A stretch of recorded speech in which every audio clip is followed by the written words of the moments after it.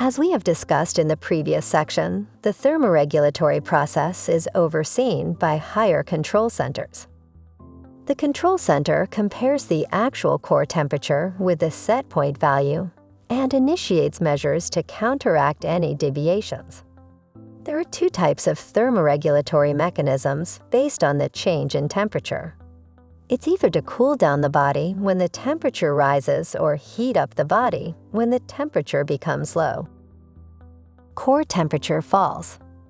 The skin contains venous plexuses, which facilitate heat transfer from blood to the surface.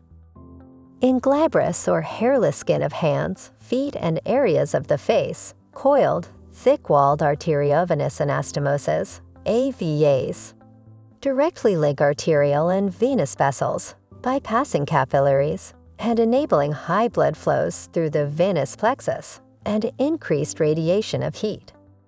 Within the thermoneutral zone, TNZ, core temperature is maintained solely by adjusting skin blood flow via vasoconstriction induced by sympathetic adrenergic nerves.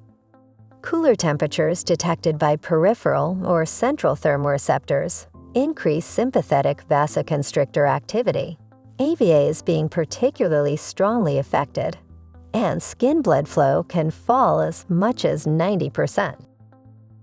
Shivering is initiated when the core temperature falls below the shivering threshold and can increase heat production fivefold. Starts under the control of motor neurons. Cool skin raises the temperature at which shivering starts, warm skin reduces it. Sympathetic stimulation also causes piloerection to trap an insulating layer of air. This is marginally effective in humans. Skin temperature can also directly affect blood flow, probably via a local sensory reflexes and/or altered sensitivity to noradrenaline. Now let's talk about in case the core temperature rises. An elevated core temperature reduces sympathetic-mediated vasoconstriction and increases blood flow, particularly through AVAs and heat loss. If the core temperature exceeds the sweating threshold, sympathetic cholinergic nerves activate sweat glands, causing sweating and release of bradykinin, a powerful vasodilator. Neurotransmitters contribute to the consequent increase in blood flow, also required to form sweat. In very hot conditions, skin blood flow can increase 30-fold. Skin temperature affects the sweating threshold, an anticipatory effect. Sweat glands produce a primary secretion like protein-free plasma. Sweating greatly increases evaporative cooling, the only way heat can be lost to an environment hotter than core temperature, but is highly dependent on humidity.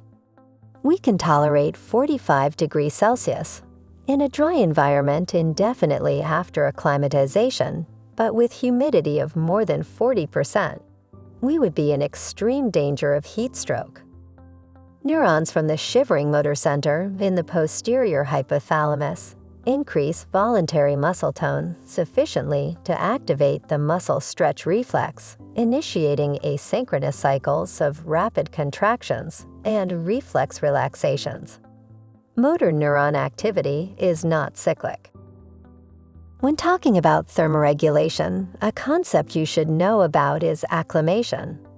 Acclimatization after several days in a hot climate sweating capacity increases by 2 to 3-fold, with larger volumes of sweat over a greater area and a lower sweating threshold. Evaporative heat loss consequently increases as much as 10-fold, but the loss of water and salt can reduce blood volume and sodium content. These stimulate a reduced urine output and increased production of aldosterone, which potentiates salt reabsorption in sweat gland ducts and kidneys.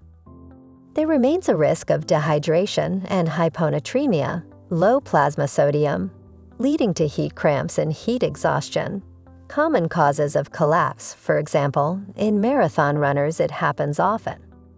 There is little evidence in humans for significant acclimatization to cold, though the metabolic rate and non-shivering thermogenesis may increase.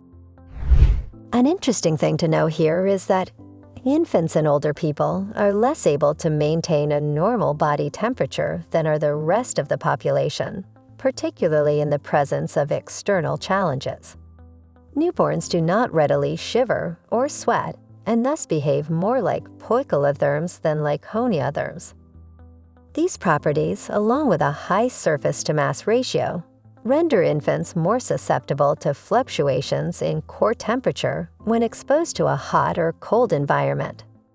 Older people are also subject to greater fluctuations in core temperature. Aging is associated with a progressive deficit in the ability to sense heat and cold, as well as a reduced ability to generate heat and dissipate heat. That is all about thermoregulation and its regulating mechanisms. Stay tuned to sqadia.com to watch more knowledge-filled videos.